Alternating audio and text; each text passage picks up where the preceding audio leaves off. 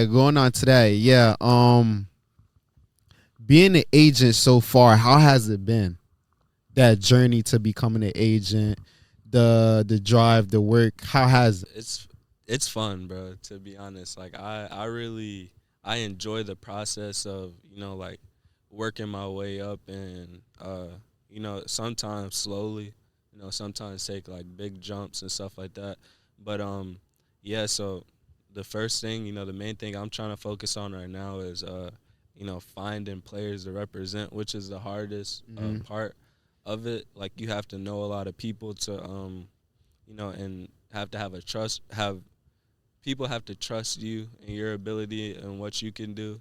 And I'm still in college, so uh, as long as I have the proper license, I can do the job. I know I can do the job, but it's just building that trust with athletes, finding athletes. See, that's where talent evaluation. There's so Mm-hmm. many kids out there that are overlooked that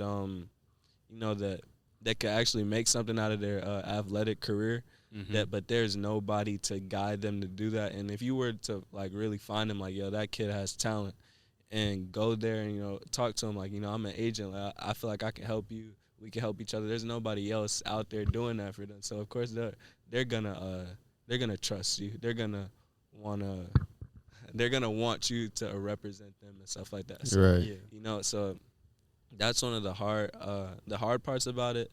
But it's nothing that I don't feel like I can overcome. As I network more, get to know more people, even in my family. I come from a family of athletes, Division I athletes. In this age of college, you can make money in college, NIL deals and stuff like Right. that. So, I look forward to some of my younger cousins and stuff that are going D1, getting to represent them in college and making them some money and in sports at a young age to get my name out there. Yeah, that's Nah, cool. most definitely. Representation is very important when you're trying to make it to the big leagues because you need that representation for teams to look at you to see, okay, this is stats, this is where he went, and stuff like that. So you being as an agent, you play a huge role, and that's what many athletes need. 100%. Sometimes that guidance too, because I know some athletes don't always have like family members to really support them or like kind of put them on the right track. So sometimes I know agents probably got to play that role too. Yeah, of course. They're like another parent, because there's only so much a parent can do, and like parents nowadays, like Lamar Jackson's mom and stuff like that, they're realizing that we can do, like, as long as I know everything to make sure I'm getting my son or my kid the most amount of money as possible, like for his value and for his worth. They could do the job themselves. That's why his mom is like now officially like a licensed agent and is representing him, negotiating $300 million contracts. Because all in all, the athlete is a talent. The agent, we really don't. What we do is important, but it's not a lot in the grand scheme of things. Right. We're just if you're playing a whole season, you don't want to have to worry about finances or have to worry about making sure you're getting paid the amount that you should be. So Right. having an agent to delegate all those tasks and stuff too it definitely takes a weight off of your shoulder for sure. Yeah. Most definitely. Do you also have like maybe a story that you could talk about of like maybe one time you were trying to find someone to put under you, things like that? Someone to represent or Yeah. somebody to guide me. Yeah, someone to represent. No, yeah. So what I do, honestly, is gonna sound crazy, but I see too many kids on like IG reels. I just be scrolling like, and it'd be like some kid in like the 8th grade booming on somebody like. Yeah. So like I have my like my personal IG and then my sports agent Instagram too. So every time I see a young kid, it'd be like 100 likes or something like that. Like nobody know about this kid. I just send it to my other page. Make sure I shoot them a follow right now. Make sure I'm liking their posts and stuff. Waiting for the right time to where Right. I'm have to like get in contact with them, like asking like is there anybody that's representing you right now, because I feel like we can benefit each other. So there's so many Exactly. kids like that I think are talented. Every time I see somebody talented, if I'm hooping in the gym or something like that, I talk to them, and I'm like, just for right now, I'm not trying to be let me represent you, like all bombarding them, because that's not how it should be. It should be like a natural relationship kind of thing. So I every time I see somebody I think got potential, I get their information, just keep in contact with them, watch them through the high school season, watch how they're performing and stuff like that. So when they get a little bit older, that's when I'll knock on their door. So how long you been an agent so far?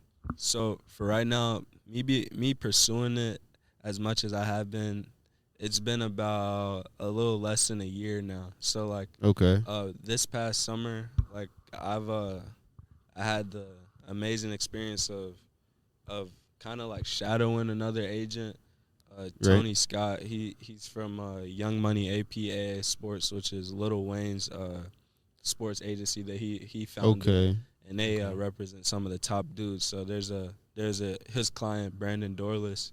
He was picked in the 4th round, I think, of last year's NFL draft. Like $6 million contract, $3 million guaranteed to the Atlanta Falcons. He's from Oregon. He's a defensive tackle. I got to go with him, spend the draft day with him and his family, and like watch him get drafted and really get that behind the scenes of waiting for that phone call. Like it's a longer process than everybody thinks. Of course, people know like the stress and the tension in the room of not knowing where you're going. Like your whole career is dependent on that. Dependent on this day. So just waiting for that phone to call. I was in that room. Like he started sliding down the draft boards a little bit because he's one of the best prospects out there. But teams are a little nervous about his size and things like that. Just waiting for that phone call, like, and every draft pick, like it's going, the time's ticking down. You see that timer on the clock. It's going down and going down. Like maybe it could still be this one. Maybe it could still be this one. And then it's like at 30 seconds. All right, they're not gonna pick us here. But like once you get that call, that phone call, the Atlanta Falcons, they had called, and he was in another room. The agent, he had picked up. He was like, and I asked him, I was like, is this it? And then he's like, yeah, it's the Falcons on the phone. I was like, oh man, that's my favorite team too. So he had came out of the room. The player, he was stressed out before because he was just waiting to get drafted. He came out of the room and he's smiling. The whole family is just excited. Cheese and the agent's on the phone trying to hear him. They had the call. He pretty much, the head coach called him. He's like, yeah, we're gonna take you here. And then he put the player on the phone. He talks to him. He's like, let's get it, coach. Ready to start that journey. And then as soon as that phone was off, like, the family went crazy. They were cheering. That's yelling, a beautiful story. And then seeing his name pop up on the TV, like, it's going to happen. He's just waiting for it. The rest of the world don't know it yet. But, that was definitely an amazing experience. So, once in a lifetime kind of experience. Hopefully not. Hopefully we'll get more of those. But, yeah. For sure. That's dope.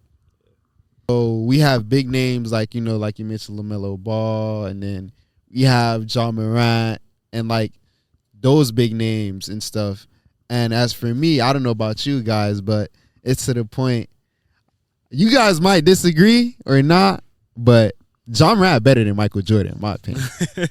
At this point. In what world? This one? In basketball. No. You tell me John Morant not better. Maybe at clubs with guns or something like that. That's crazy. He's not better than Michael Jordan. Nah, I think he's nice though, but I don't. Better than MJ is. I don't know. Anthony Edwards is better than John Morant. That's a hot take. That's a hot take. That's a hot take. That's a hot take. I think that's a hot take. That's a hot take. That's a hot take. Anthony Edwards went to the finals last year, right? He went to Western Conference Finals. Western Conference Finals. Yeah. I think he got swept too. I don't know. I don't remember that, but Anthony Edwards 100% is better than John Morant. That's a hot take. He does more. He plays defense actually, and he scores pretty much the same amount of points. Efficient on a better team. It's resulting in winning more wins than Ja is. But I like John Morant too. Though. That's true. He's athletic. I feel like another thing with Ja is that he's not on a team that I always say is not as strong as Anthony Edwards. So like, with you being on that team, you being a star player, it's like you got to lead.